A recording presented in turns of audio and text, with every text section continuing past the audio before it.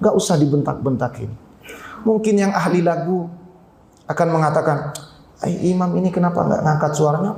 Itu kan bisa digoyang lagi. Tidak begitu. Ini sungguh berat, meninggalkan keluarga itu berat. Tugas-tugas yang sebenarnya masih menumpuk di Jakarta, tapi karena sudah janji, mau tidak mau harus berangkat. Sampai anak saya bilang, mau kemana sih, Bah? Mau kemana sih, Bah? Baru juga seminggu pulang. Tapi karena syiar Al-Quran, mau tidak mau kita berangkat. Allah Subhanahu wa taala berfirman di dalam surah Ibrahim, a'udzubillahi minasyaitonir rajim, alam tara kaifa daraballahu mathalan kalimatan thayyibah kasyajaratin thayyibatin asluha thabitun wa far'uha fis sama'. Tidakkah engkau perhatikan, kata Allah, bagaimana Allah membuat perumpamaan. Apa perumpamaannya? Kalimat yang baik itu seperti pohon yang baik. Apa kalimat yang baik? Yakni kalimat tauhid. Itu diibaratkan pohon yang baik. Bagaimana pohon yang baik? Asluha thabitun wa far'uha fis sama'. Akarnya tertanam dalam tanah dan tangkainya menjulang ke langit. Apa artinya? Dia tidak mudah goyah walaupun diterpa badai sekalipun. Kemudian kriteria pohon yang baik yang kedua dilanjutkan di dalam firman-Nya, tu'ti ukulaha kullahinin biidzni rabbiha. Ia memberikan buahnya setiap musim atas izin Tuhannya. Untuk apa Allah membuat perumpamaan ini? Wa yadribullahu al-amsala lin-nasi la'allahum yatadhakkarun. Allah membuat perumpamaan ini bagi manusia agar manusia senantiasa mengambil pelajaran, berpikir, oh ini toh namanya pohon yang baik. Nah, bagaimana agar keimanan kita semakin kokoh, senantiasa teguh, pendirian walaupun cobaan menerpa dalam kehidupan kita? Setidaknya Allah memberikan solusi 3 di dalam Al-Quran. Yang pertama, Allah berfirman di dalam surah An-Nahl, Qul nazzalahu ruhul qudus min rabbika bil haqqi liyuthabbita alladhina amanu wa hudaw wa busyra lil muslimin. Katakan wahai Muhammad, dialah Allah yang menurunkan Al-Quran melalui Ruhul Qudus, yakni malaikat Jibril, dengan benar. Untuk apa tujuannya? Untuk meneguhkan, mengokohkan hati orang-orang yang sudah beriman. Karena boleh jadi orang yang beriman kadang-kadang goyah, Pak. Tetapi bagaimana agar keimanan kita tetap kokoh? Yakni yang pertama, kata Allah, kembali kepada Al-Quran itu sendiri. Yang dimaksud kembali kepada Al-Quran, bacalah Al-Quran dengan semestinya kita baca, pelajari isinya, tadabburi isinya, pelajari tafsirnya, belajar dari orang-orang yang ahli. Saya akan titik beratkan pada satu ini, yakni kembali kepada Al-Quran itu sendiri. Bagaimana agar kita bisa mentadabburi, menghayati isi kandungan Al-Quran? Apakah hanya dengan mengaji tafsir? Atau hanya mendengar ceramah-ceramah? Itu terlalu jauh, Pak. Sebenarnya hanya dengan membaca saja kita bisa merenungi isi kandungan Al-Quran, walaupun kita belum paham. Bagaimana cara membaca Al-Quran yang benar? Apakah dengan banyak berlagu-lagu sembarangan, menekan-nekan huruf sembarangan, misalnya Bismillahirrahmanirrahim. Ngerti nggak dengan yang saya baca? Nggak ngerti. Paling bapak-bapak cuma mendengarkan lagu. Enak lagunya. Bagaimana cara membaca Al-Quran yang benar? Kata Imam Samannudi, juga Imam Ibnul Jazari, gurunya para ahlul Quran, beliau mengatakan mukammalan min ghairi ma takallufi bil lutfi fin nutqi bila ta'assufi. Cara pengucapan Al-Quran itu diucapkan dengan lembut, dengan ringan, tetapi tidak juga meremehkan. Bagaimana meremehkan membaca Al-Quran? Bismillahirrahmanirrahim, alhamdulillahirabbil alamin. Itu ta'assuf namanya. Takalluf gimana? Takalluf berlebihan.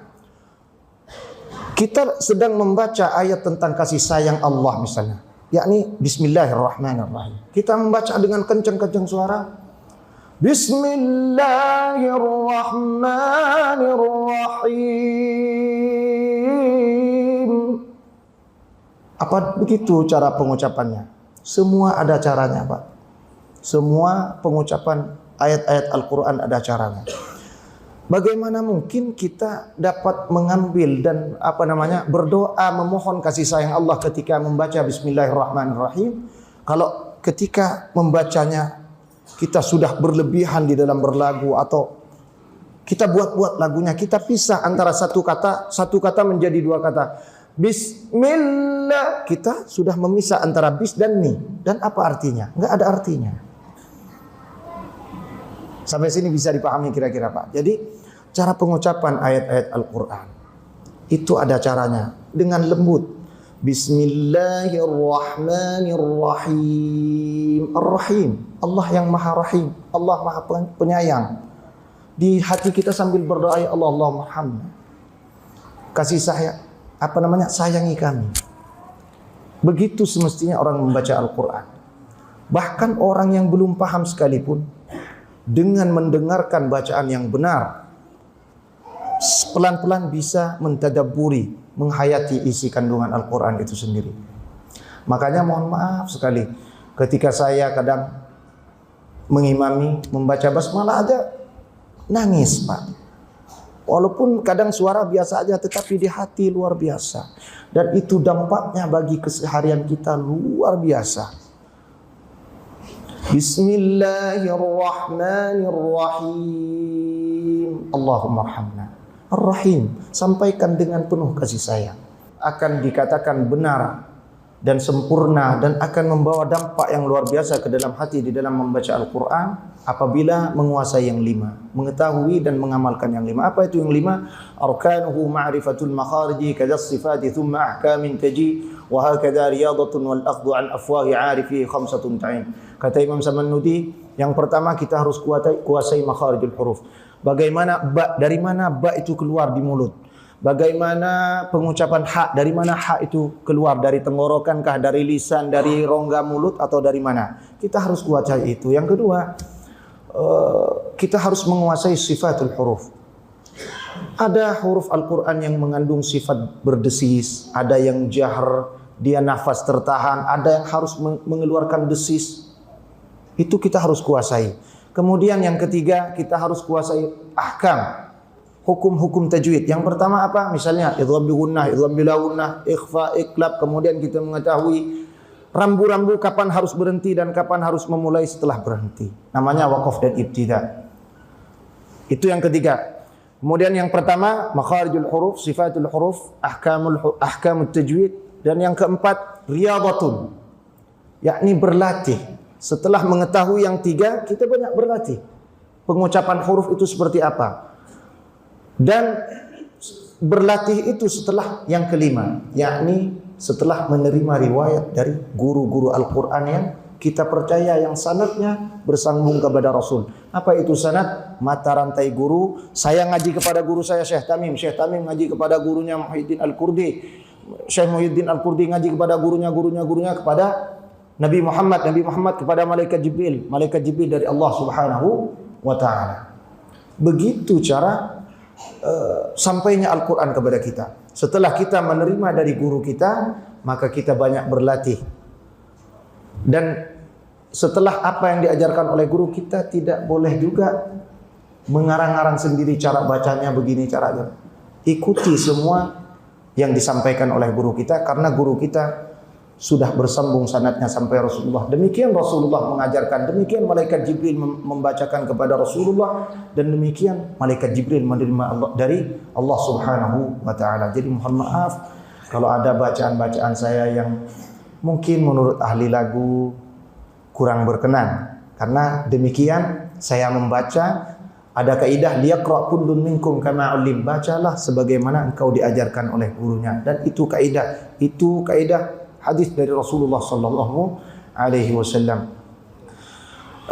Saya mohon maaf apabila ada tutur kata, perilaku dalam 10 hari ini yang kurang berkenan, baik Bapak, para jamaah, khususnya para DKM yang luar biasa, Pak ya. Luar biasa, belum saya temukan sebelumnya, kekeluargaannya, pelayanannya luar biasa. Dan saya sampaikan terima kasih yang sebesar-besarnya kepada keluarga besar Ketua DKM Masjid Raudhah, Bapak Haji Nur, sekeluarga yang luar biasa Pak, melayani kita itu luar biasa.